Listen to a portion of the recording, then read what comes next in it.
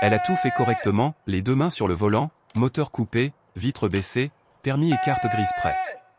Elise Turner s'était arrêtée sur une route tranquille de Géorgie, comme on le lui avait appris, comme à nous tous, docile, calme, sans brusquerie. Elle ne roulait pas trop vite, pas de feu arrière éteint, pas de plaque d'immatriculation périmée. Mais ce contrôle routier, soi-disant de routine, n'en était pas un. C'était le genre de contrôle que les conducteurs noirs connaissent par cœur, celui dont on prie pour qu'il ne tourne pas mal.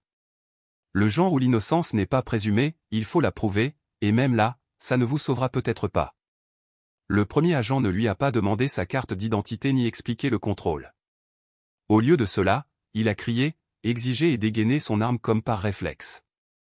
Un deuxième agent a surgi derrière son SUV, les doigts crispés près de son étui. Elise resta immobile, à voix basse, tandis qu'elle posait une question simple, quelle est la raison de cet arrêt, officier? Ils n'ont pas répondu. Ils ont ouvert le feu. Une balle a traversé la vitre côté conducteur, la manquant de peu. Une autre a touché l'appui-tête. Dans cette fraction de seconde entre la vie et la mort, Elise s'est comportée comme aucun civil ne devrait le faire. Non par chance ou par colère, mais parce qu'elle avait entraîné des soldats à survivre aux embuscades, parce qu'elle avait vu la guerre et reconnu son impact. Ce que les policiers ignoraient, c'est qu'Elise Turner n'était pas une simple femme noire au bord de la route. C'était une ancienne combattante décorée, instructrice de techniques de survie et propriétaire d'armes à feu. Si elle respirait encore, c'était parce qu'elle avait appris depuis longtemps que le silence ne la sauverait pas, que l'obéissance n'était pas une armure et que parfois, la légitime défense était la seule défense possible. En quelques secondes, tout changea. Les mêmes hommes qui l'avaient abordé avec une autorité incontrôlée gisaient maintenant, hébétés, sur le trottoir, l'un se tenant la jambe, l'autre figé à mi-hauteur. Ils appelaient cela un arrêt. Elle appelait cela un recours à la force injustifiée. Ils s'attendaient à une reddition. Elle leur offrait tout autre chose, une résistance enveloppée de retenue. Ces tirs n'ont pas tué, ils ont neutralisé. Elle n'a pas intensifié les hostilités, elle a riposté. Les images de la caméra piéton, dont le peu n'était pas mystérieusement corrompu, ont montré plus tard une femme essayant de désamorcer la situation tout en étant traitée comme une menace. Il ne s'agissait pas seulement d'un contrôle routier qui avait mal tourné. C'était le symptôme d'un phénomène plus profond, trop longtemps ignoré, le profilage racial, les abus policiers et l'idée reçue que certaines vies sont plus faciles à violer que d'autres. Mais pas cette fois. Cette fois, l'histoire ne s'est pas terminée par des excuses sur une tribune ou un autre nom sur une pancarte. Elle s'est terminée par une enquête fédérale, 2 policiers suspendus et une femme qui a refusé de devenir une statistique. Parce que parfois, la seule façon de survivre est d'être la tempête qu'ils n'ont jamais vue venir. Elise Turner n'était pas du genre à attirer l'attention dans la foule. Elle gardait les cheveux naturels, le teint uniforme et le pas mesuré. À 36 ans, elle vivait seule dans une modeste maison en briques près de Savannah, en Géorgie, avec un chien nommé Bravo et un jardin de tomates qu'elle n'avait jamais le temps de récolter. Le jour, elle enseignait la préparation aux situations d'urgence et la défense personnelle dans un collège communautaire local. Ses étudiants la connaissaient comme une formatrice patiente et méthodique, capable d'analyser les lois de la conscience situationnelle avec la même clarté qu'elle apportait aux lois sur la sécurité des armes à feu et aux libertés civiles. Elle n'était ni tape à accent graveleux ni tapageuse, elle était compétente, perspicace, discrètement puissante. Et si vous aviez déjà été assis dans sa classe, vous sauriez qu'Elise ne croyait pas à la peur, elle croyait à la préparation. Son passé n'était pas un secret, mais peu de gens l'interrogeaient à ce sujet. La plupart savaient seulement qu'elle avait servi dans l'armée. Moins nombreux étaient ceux qui savaient à quel point. Avant de rentrer chez elle, Elise avait effectué 3 missions de combat dans l'armée, en Afghanistan et en Irak. Elle a entraîné des unités de la force opérationnelle interarmée au combat au corps à corps, à la riposte aux embuscades de véhicules et aux situations de prise d'otages à balles réelles. Ce n'était pas une soldate qui obéissait aux ordres, elle avait rédigé les manuels que les autres étaient formés à suivre. À sa fin de service, elle avait le grade de capitaine, était décorée de multiples citations et portait des cicatrices qui ne se voyaient pas toujours.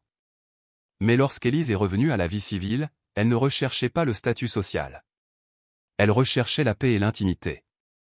Elle avait vu le chaos de la guerre et ne voulait pas le ramener chez elle. Elle a donc utilisé son GI Bill pour obtenir un master en psychologie comportementale et s'est discrètement lancée dans l'enseignement. Ce qu'elle a conservé, c'est son engagement en faveur de la préparation et sa conviction que les droits ne servent à rien si l'on ne sait pas les protéger. Chaque semestre, elle ouvrait son cours avec les mêmes mots. Ce cours ne vous apprendra pas à vous battre. Il vous apprendra quand ne pas le faire et quoi faire lorsque le combat vous rattrape. Elle a enseigné à des étudiants de tous horizons, mais a toujours accordé une attention particulière aux femmes noires. On ne nous apprend pas à survivre, a-t-elle dit un jour à un collègue. On nous apprend à obéir, puis on nous blâme quand ça ne suffit pas. Élise ne l'a pas dit avec amertume, mais avec conviction. Pendant des années, elle a discrètement encadré de jeunes femmes par le biais d'une association à but non lucratif axée sur la sensibilisation aux droits civiques et l'autodéfense. Elle conservait des copies du 4e amendement dans sa boîte à gants et aidait un ami à se frayer un chemin lors d'une audience au tribunal de la circulation après un contrôle routier injustifié. Elle connaissait la loi, ses failles et le fossé mortel qui les séparait. Mais récemment, quelque chose avait changé. Au cours des 6 derniers mois, Élise avait observé des schémas récurrents, des voitures de patrouille immobilisées trop longtemps devant sa rue, une augmentation marquée des contrôles de conducteurs qui lui ressemblaient, des reportages locaux brouillant des détails cruciaux dans les affaires de recours à la force. Lors d'un incident, un adolescent a été électrocuté lors d'un contrôle de routine et le service a déclaré les images de la caméra corporelle indisponibles en raison d'une défaillance technique. La ville a tenu une réunion. Aucune réforme n'a été mise en place, ni aucune conséquence. Élise a vu ses élèves s'intéresser de moins en moins aux cours et devenir de plus en plus effrayés par le monde extérieur à la salle de classe. Une étudiante a pleuré dans son bureau après avoir été interpellée pour avoir correspondu à une description alors qu'elle rentrait du travail à pied. Une autre, une mère latino-américaine de 2 enfants, a demandé à Élise si elle devait arrêter de conduire la nuit, même si elle travaillait tard dans un hôpital. Élise essayait de les rassurer, mais au fond d'elle-même, elle perdait également confiance non pas en elle-même, mais en un système qui lui semblait truqué, suffisant et blindé contre toute responsabilité. Elle n'en parlait pas souvent, mais elle avait déjà vécu une expérience troublante quelques semaines avant la fusillade. En rentrant d'une formation universitaire, elle avait remarqué une voiture de patrouille qui la suivait sur plus de 8 km, passant par 3 intersections et 2 stations-service. Lorsqu'elle se gara enfin dans son allée, la voiture marqua une pause juste le temps de se faire remarquer, puis démarra sans un mot. Elle en parla à un voisin qui haussa les épaules et dit « Je m'ennuie probablement ». Mais Élise ne croyait pas aux coïncidences, et les hommes ennuyés avec des badges ne la faisaient pas se sentir en sécurité. Ce soir-là, elle vérifia à nouveau son permis de port d'armes, propre et valide. La Géorgie reconnaissait son droit de port d'armes visible. Son véhicule était assuré et sa carte grise à jour. Elle nettoya néanmoins son arme de poing, vérifia le boîtier de verrouillage de sa boîte à gants et se coucha, inquiète. Elle n'était pas paranoïaque, elle avait de l'expérience, et elle avait toutes les raisons de l'être. Car Élise Turner comprenait quelque chose que la plupart des civils ignorent. Quand des personnes au pouvoir illimité confondent contrôle et justice, les choses tournent mal. Et quand elles tournent mal, elles vont vite. Ce qui lui est arrivé n'était pas un accident isolé. Cela s'inscrivait dans un schéma plus large, une défaillance systémique, revêtue d'un uniforme et dotée d'un badge. C'était la collision inévitable entre le pouvoir et la présomption, entre le profilage racial et l'application routinière, entre le silence et la survie. Et pendant cette fraction de seconde au bord de la route, Élise ne pensait ni à la politique, ni aux gros titres, ni aux hashtags. Elle n'essayait pas de prouver quoi que ce soit. Elle essayait de rester en vie. Parce que pour les femmes noires comme elle, même faire tout correctement n'est pas suffisant. Elle a préféré appeler un vieil ami, Jared Cole, aujourd'hui analyste politique principal à la division des droits civiques du ministère de la Justice. Ils avaient servi ensemble à Kandahar. Il était l'une des rares personnes à vraiment comprendre la force tranquille qu'Élise portait en elle. Lorsqu'elle lui parla de la lettre, des patrouilles renforcées, des ateliers annulés et des briefings signalés, il l'écouta sans l'interrompre. Puis il dit quelque chose qui la glaça plus que la menace elle-même. Il ne te surveille pas parce que tu es dangereuse, Élise. Il te surveille parce que tu es efficace. Jared l'a exhorté à faire profil bas, à interrompre son enseignement, voire à envisager de déménager. Mais Élise a refusé, non par obstination, mais parce qu'elle comprenait les enjeux. En reculant maintenant, elle confirmerait exactement ce qu'il voulait lui faire croire. Qu'elle pouvait être intimidée. Que ses connaissances pouvaient être réduites au silence. Que la frontière entre autorité légitime et abus de pouvoir pouvait être floue tant que personne crédible n'osait la dénoncer. Et Élise Turner était crédible. Elle ne publiait pas sur les réseaux sociaux. Elle ne filmait pas les policiers pour des likes. Elle ne faisait pas de la pub. Ce qui la rendait dangereuse pour le système, ce n'était pas le volume, mais la clarté. Elle a éduqué. Elle a préparé. Elle a responsabilisé. Et surtout, elle a su survivre non seulement à l'interpellation, mais aussi au tribunal, aux démarches administratives, aux appels. Elle avait déjà témoigné comme experte. Son nom avait du poids. C'est pourquoi ils ne l'ont pas affrontée directement. C'est pourquoi ils ont tenté de la discréditer en la qualifiant de problématique. Mais la pression montait. Quelques jours avant l'incident, Élise avait été témoin d'un contrôle routier devant le parking du campus. 2 policiers avaient encerclé la voiture d'un jeune étudiant noir. L'un se tenait près du coffre, la main sur sa ceinture. L'autre était penché par la fenêtre côté conducteur, la voix basse mais ferme. Élise n'entendait pas les mots, mais elle pouvait lire la posture, l'intimidation. Elle s'avança vers eux, téléphone à la main sans enregistrer, juste visible. Dès qu'ils la virent, ils mirent fin à l'interpellation. Pas de contravention, pas d'avertissement, juste une courte retraite. L'étudiant, visiblement secoué, démarra. Plus tard dans la journée, Élise a trouvé un post-it sur son pare-brise, « Restez dans votre voie ». Elle ne savait pas qui l'avait laissé, mais elle savait ce que cela signifiait. Et pourtant, le plus douloureux n'était pas les menaces.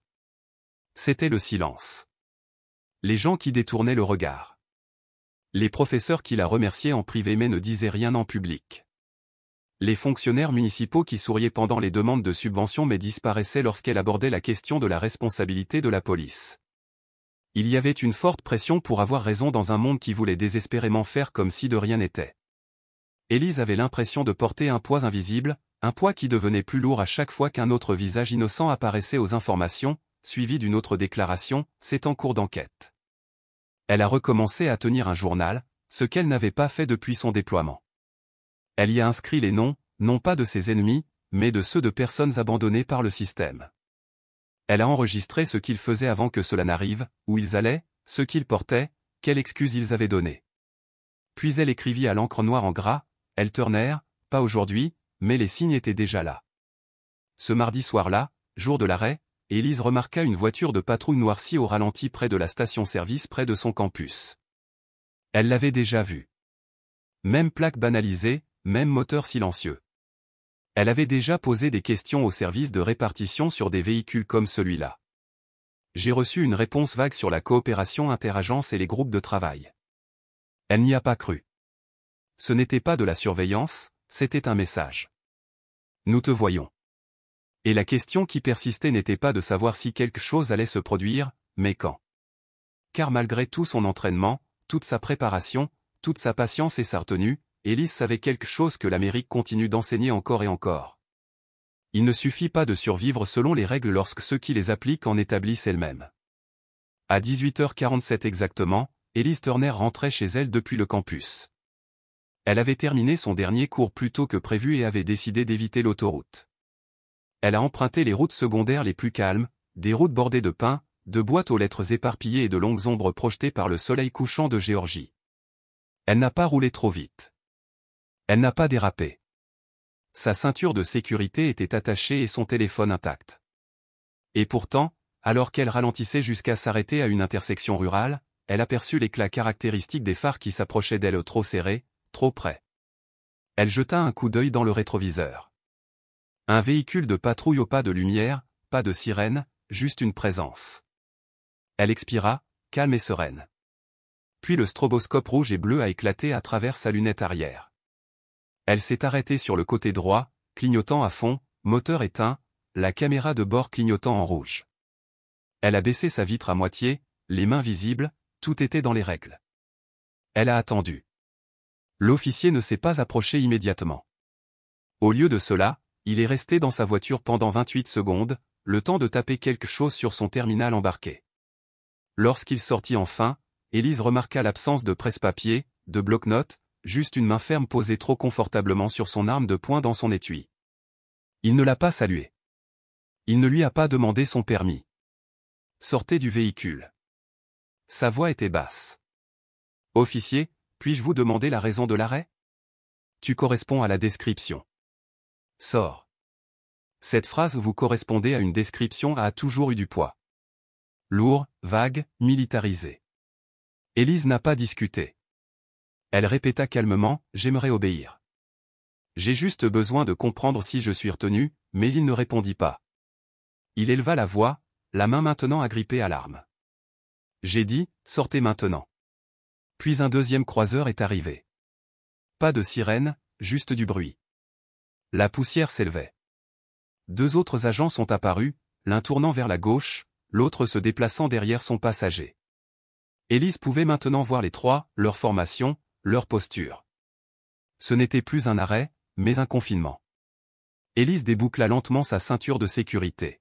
« Je sors sans arme à la main, » dit-elle à voix haute, pour la caméra de bord, et peut-être, pensa-t-elle, pour l'histoire. Alors qu'elle posait un pied à l'extérieur du véhicule, un coup de feu retentit. Pas un avertissement. Pas un tasé. Une balle. Il a heurté le rétroviseur du conducteur, projetant du verre dans sa joue. Réflexe a pris le relais. Elle se laissa tomber, pivota entre la porte ouverte et son siège, le cœur battant dans sa poitrine. Un autre coup. Celui-ci a frappé l'appui-tête là où se trouvait son crâne quelques secondes auparavant. Ils n'essayaient pas de la retenir. Ils essayaient de l'effacer. Elle se déplaçait avec la clarté que seules des années de guerre peuvent enseigner. Élise a tendu la main vers la console centrale où se trouvait sa mallette de transport verrouillée et certifiée par l'État. Empreinte digitale ouverte. SIG Sauer P365 chargé. Légalement à elle. Mais elle n'a pas tiré à l'aveuglette. Elle ne cherchait pas à tuer. Elle se souvenait de la trajectoire, des sons, des cris, des angles. À travers l'espace ouvert de la fenêtre brisée, elle visait non pas les têtes, ni les cœurs, mais des cibles invalidantes. Le premier coup a touché le pneu avant du croiseur de tête. Pop. Cri. Le véhicule s'est affaissé. Une deuxième balle a touché la cuisse de l'officier à sa gauche au non mortel, mais elle l'a abattu instantanément. Il a crié et a laissé tomber son arme. Les deux autres se sont dispersés et se sont mis à couvert derrière leur véhicule. En moins de 4 secondes, Élise avait neutralisé 2 menaces et déstabilisé leur position. Elle sortit, les mains levées, le pistolet pendant à son index, le canon pointé vers la terre. Elle se tenait à la vue de leur caméra de tableau de bord, saignant du visage, mais imperturbable. Vous avez ouvert le feu sur une femme non armée lors d'un contrôle routier, sans motif valable. Ceci est enregistré. Je vais maintenant déposer l'arme à feu au sol. Et elle l'a fait. Puis elle s'est agenouillée, non pas par capitulation, non pas par honte, mais par contrôle, pour préserver les preuves, pour rester en vie. Les deux officiers restants lui ont aboyé de rester en bas. Elle n'a pas parlé. Elle n'a pas bougé. Les sirènes hurlaient au loin. Des renforts arrivaient. Élise respirait régulièrement, le pouls serré derrière ses côtes car elle savait que le pire n'était pas terminé. Ce n'était que le début. 3 autres unités sont arrivées. Au total, 8 officiers l'entouraient désormais, armes au poing, caméras corporelles clignotantes. 2 d'entre eux ont précipité l'officier blessé dans une voiture de patrouille. Un autre a ordonné à tout le monde de reculer. Un superviseur était arrivé, plus âgé, plus sévère.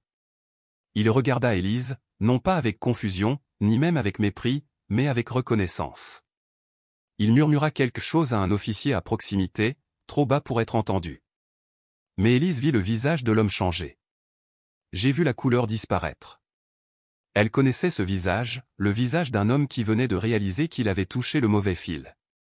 Le superviseur s'est approché lentement. Il regarda ses mains, puis l'arme à feu qui gisait inoffensivement dans la terre. Il lui a demandé son nom. Il est, se figea-t-elle. Vous êtes le capitaine Turner?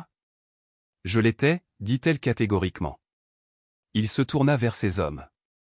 Baissez vos armes maintenant, ordonna-t-il, mais tous n'obéirent pas. Un officier, plus jeune, lui aussi sous l'effet de l'adrénaline et de la partialité, gardait son fusil pointé. Elle a tiré sur un policier. Nous devons l'arrêter. Le superviseur s'est interposé entre eux. Cette femme est une instructrice agréée par le gouvernement fédéral, une ancienne militaire, qui porte légalement des armes. Elle vous a neutralisé après que vous ayez ouvert le feu en premier. Elle a des droits. De plus, elle sait comment les défendre devant les tribunaux. Le silence qui suivit fut étouffant. Et les images de la caméra corporelle, elle tournait, enregistrant tout, le verre brisé, les questions sans réponse, la première balle tirée. La femme non armée agenouillée avec son arme à feu posée sur le sol. L'officier saigne d'une blessure à la jambe, ce qui n'est pas mortel. La précision tactique de quelqu'un formé pour préserver la vie, même en cas d'attaque. Ce n'était pas un suspect. C'était un survivant. Et la vérité était désormais enregistrée, non filtrée, indéniable, ineffaçable. La vidéo est devenue virale avant l'aube, et non pas parce qu'Élise l'a partagée. Elle ne l'a pas fait. Elle l'a remis discrètement, légalement. Sa carte de caméra de tableau de bord, sa carte de sac à main, ses dossiers d'entraînement, tout est organisé, horodaté, non modifié. C'est son voisin, un avocat commis d'office à la retraite, qui en a divulgué une partie à un ami journaliste de l'Atlanta Ledger.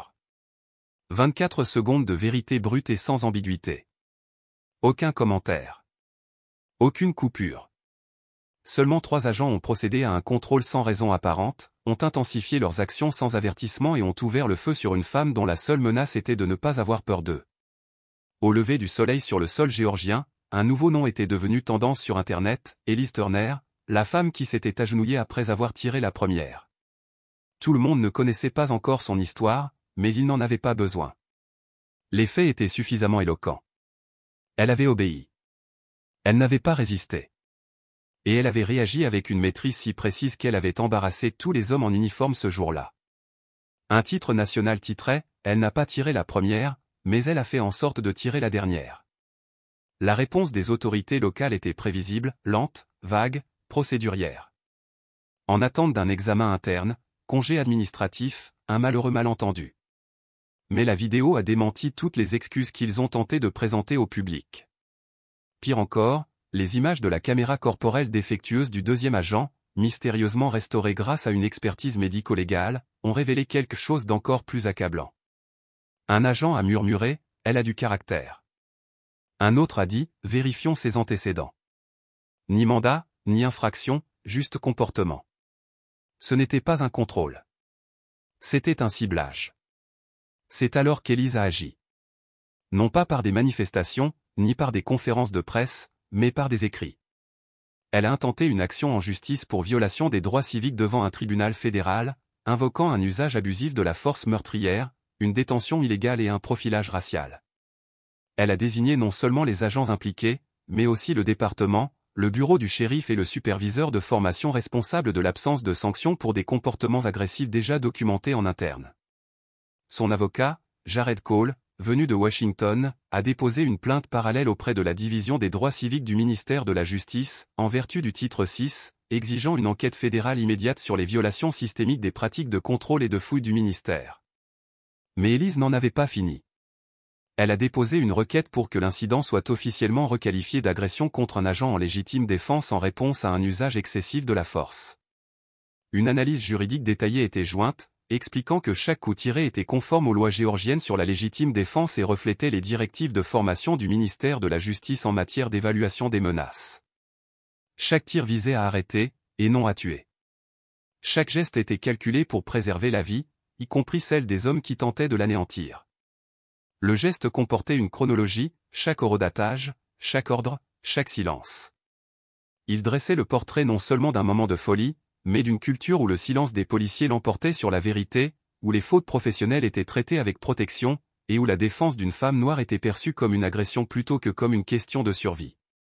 Puis le coup de théâtre est arrivé non pas dans une salle d'audience, mais dans une salle de réunion. Le shérif, sous la pression du comité de surveillance du comté, a démissionné. Pas publiquement, mais discrètement. Pourtant, avant son départ, un lanceur d'alerte anonyme a divulgué ses courriels internes.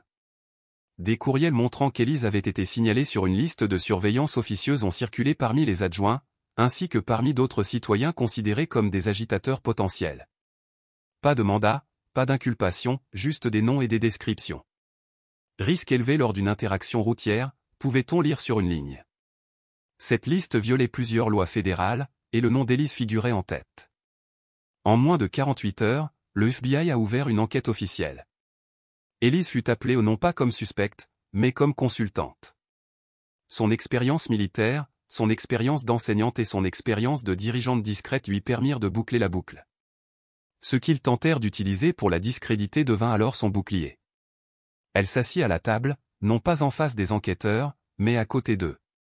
Lorsqu'un agent principal lui a demandé « Auriez-vous imaginé que vous nous aideriez à demander des comptes à un service de police qui tente de vous détruire ?»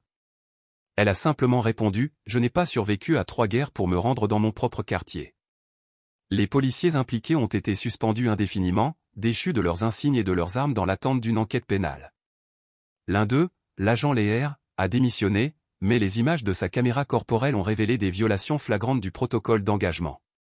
Le procureur a annoncé de possibles poursuites pour falsification de rapports et usage de la force meurtrière contre un civil non armé. Les médias ont tenté de détourner l'affaire. Un présentateur a demandé « Voulons-nous que des civils armés décident de ce qui constitue une menace ?» Mais la véritable question a résonné avec plus de force dans tout le pays, pourquoi des personnes comme Élise sont-elles traitées comme des menaces? Élise ne sait pas rage. OUIE. Elle n'a accordé aucune interview virale. Elle a fait une simple déclaration par l'intermédiaire de son avocat. Il ne s'agit pas que de moi. Il s'agit de tous ceux qui sont restés assis tranquillement pendant un contrôle routier, se demandant s'ils survivraient. Je ne voulais pas faire l'objet de l'histoire, mais je ne m'excuserai pas d'y avoir survécu. Puis elle est retournée à l'enseignement. Son cours suivant s'est rempli en quelques heures. Elle l'a rebaptisé après cet arrêt. Que se passe-t-il lorsque les droits entrent en conflit avec le pouvoir? Parmi les inscrits figuraient des étudiants, des mères célibataires, des vétérans et 2 officiers fraîchement retraités qui affirmaient n'avoir jamais compris ce que leur uniforme représentait pour les autres jusqu'à maintenant. Élise n'a jamais voulu être l'héroïne de qui que ce soit. Elle ne courait pas après les gros titres ni les victoires judiciaires. Elle voulait simplement ce que l'on promet à chaque citoyen américain, mais que tous ne reçoivent pas, la sécurité, la dignité et le droit de vivre sans être traqués par ceux qui ont juré de les protéger. Mais en vérité, Élise Turner est devenue plus qu'une survivante. Elle est devenue un symbole, non pas de vengeance, mais de lucidité. Elle n'est pas devenue virale parce qu'elle s'est battue. Elle l'est devenue parce qu'elle a bien agi. Parce qu'elle est restée calme lorsque les balles ont brisé le verre. Parce qu'elle s'est souvenue de la loi quand elle l'a oubliée. Parce qu'elle connaissait ses droits et n'a jamais laissé la colère prendre le dessus sur son jugement. Ce genre de force, la force discrète, ne vient pas des hashtags. Elle vient d'années de discipline, de cicatrices enfouies, d'avoir vu le monde décevoir des gens qui vous ressemblent et d'avoir choisi de croire encore en quelque chose de meilleur. Dans les mois qui ont suivi, son affaire a suscité bien plus que des retombées judiciaires. Elle a inspiré un projet de loi à l'Assemblée législative de Géorgie exigeant une surveillance civile obligatoire pour tout incident de recours à la force impliquant des conducteurs non armés. La loi proposée, connue officieusement sous le nom de clause d'Élise, instaurait des règles plus strictes concernant la conservation des enregistrements des caméras corporelles. La traçabilité GPS en temps réel lors des contrôles. Et prévoyait des sanctions pénales pour les agents désactivant leurs caméras sans raison valable. Mais Élise n'assista pas à la signature du projet de loi. Elle était dans une salle de classe, 12 élèves assis sur des chaises pliantes. Chacun tenant un exemplaire des lois de leur État sur la légitime défense. Apprenant à défendre leurs droits sans nourrir davantage la peur. Dans cette pièce, Élise n'était plus un simple nom ou un titre. Elle était un guide, un rappel vivant que la résilience ne se manifeste pas toujours par des cris. Survivre à l'injustice ne signifie pas se laisser envahir par l'amertume. Mais refuser de disparaître. Un étudiant, un adolescent noir, s'était arrêté récemment sur le chemin du retour d'un entraînement de basket-ball. Levant la main pour demander. Que dois-je faire si j'ai peur qu'il me tire dessus alors que je ne bouge pas? Élise fit une longue pause, puis répondit. La peur est réelle, mais ta valeur l'est tout autant. La loi est de ton côté, même si le badge l'oublie parfois. Alors reste calme, sois clair, et souviens-toi, ta vie vaut bien plus que leurs suppositions. Élise ne se considérait pas comme courageuse. Elle ne publiait pas de discours triomphants. Ni ne portait son passé comme une armure. Mais demandez à tous ceux qui ont vu ces images. Et ils vous diront qu'elle a réécrit l'histoire. Dans un monde où trop de noms ne sont gravés que dans le sillage d'une tragédie. Élise Turner est reconnue pour autre chose. Son refus de disparaître en silence. Et c'est peut-être là toute la leçon. Le courage ne consiste pas toujours à dégainer une arme. Il s'agit peut-être de savoir quand ne pas le faire. La justice ne commence pas forcément dans une salle d'audience. Elle débute par quelqu'un qui connaît la loi mieux que celui qui tient l'arme. Et peut-être que l'acte le plus puissant qu'une femme noire puisse accomplir en Amérique. est de survivre sans jamais s'excuser. Car ce qu'Élise a accompli n'était pas une vengeance. C'était une reconquête du droit de vivre. Faite à sa manière. Toujours debout, toujours enseignante.